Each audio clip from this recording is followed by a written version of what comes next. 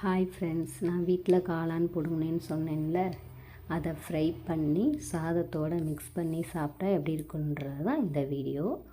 அதுக்கு எண்ணெய், கடுகு, கருவேப்பிலை, பச்சை மிளகாய், அது கூட சின்ன வெங்காயம், நம்ம பிடுங்கி வச்ச அந்த காளான், அதோட தேவையான அளவு உப்பு, அதெல்லாம் போட்டு ஃப்ரை பண்ணி நல்லா வதக்கிட்டு அதுக்கப்புறம் அதை சாதத்தோடு மிக்ஸ் பண்ணி சாப்பிடும்போது அவ்வளோ டேஸ்ட்டாக இருந்துச்சு. நான் ட்ரை பண்ணேன்.